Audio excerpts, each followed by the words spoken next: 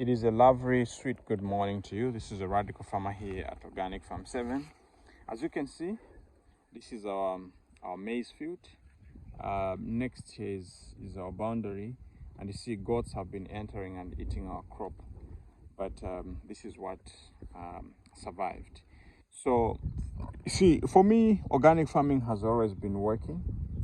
It has been the best way of farming. From the time that I was young up to now, it has worked and it is still working.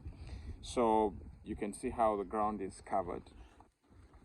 It is well covered with Chihuahua.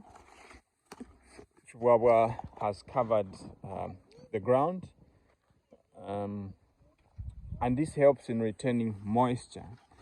And just look at how dense this is. Well covered, well covered. You see, even if you have got less rainfall, you will still be able to produce. And I know every small scale farmer is able to do that. And you see, we did quite a lot of intercropping here. I planted some cassava, and there's also okra. You can see the okra right here. This is how we used to farm the days that we were growing up.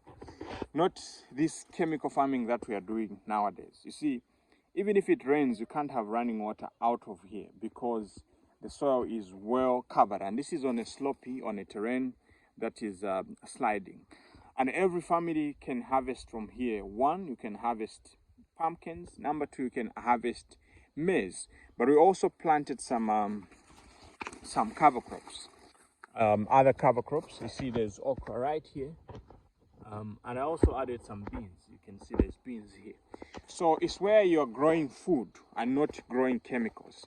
Because nowadays farmers, you know, there's weed killers, there's what. And if you can see, our crops are very clean, free from wormcast. No, armyworms. The armyworms mostly, I don't know where that problem is coming from. But one thing that I'll tell you is when you do organic farming, you will not have that problem. There are certain problems that we create for ourselves because of what we love to do, you see?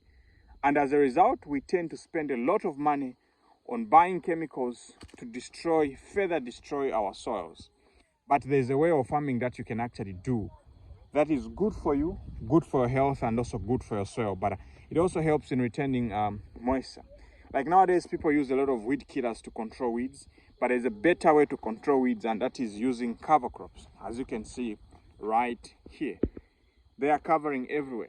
Those that we are growing, the years that we are growing and before, know very well how this actually happens to look like. I know this is very frustrating to others that just think, no, commercial. We're not talking commercial farmers. Commercial farmers are only feeding a small fraction of the population. More than 80% of the food that we eat on an every daily basis is grown by the small scale farmer. And these are the people that are growing small portions, 1 hectare, 1 acre, 50 by 50. They are feeding their families, but they are also feeding the majority of the people that cannot farm, okay? So don't come with arguments that don't have data. You understand? So yes, commercial farmers are doing something, but if you could see how commercial farmers are actually doing their farming, they still have a component of soil rejuvenation. That's where they grow cover crops. But as small-scale farmers who want to act commercial when we are violating the principles of commercial farming, we are busy destroying our soils. Like I'll give an example. I know so many commercial farmers, when they grow their maize, between the maize and another crop, what do? They grow cover crops like sun hemp, and they roll it down, they put lime and all those things. But us, all we are doing is just destroying until we destroy ourselves. So what am I saying? Let us get back to the roots and do what really works for us so that we can have food security and the best that we can actually get out of it. And you see, the simplest way, I've been telling you always, you can make your own fertilizer. You can make your own fertilizer. Right here is the small portion where we grow our own fertilizer plants. Here we grow Tithonia, we grow Moringa, we grow comfrey, and these are plants that you plant once and you'll be harvesting for life. So meaning you don't have to be spending money always on, fertilizers and all those things. So like you see right now, we are harvesting. this. We harvest it, it shoots again. We harvest it, it shoots again. So this is the harvesting because we want to put in the fruit trees. You can see the leaves of comfrey. They biodegrade so fast. And these are seedlings that actually we sell here at Organic Farm 7. Only 30 kwacha each.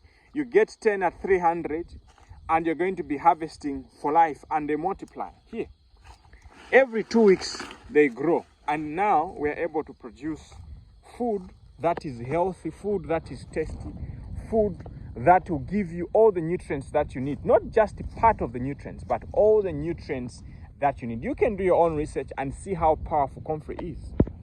And no, like in terms of what I'm telling you is not just when I just wake up and start talking. No, it is what I've been experiencing for the past 7 years. While others are crying foul, what? Last year I had some harvest of maize from here. Even if there was less rainfall, I still had something. Okay, so it is high time as farmers we get to the reality of things and actually learn that we can actually grow our own food, make our own fertilizer, and still be able to do what? To survive. Having said that, I'm wishing you a lovely good morning. Stay blessed and stay super organic.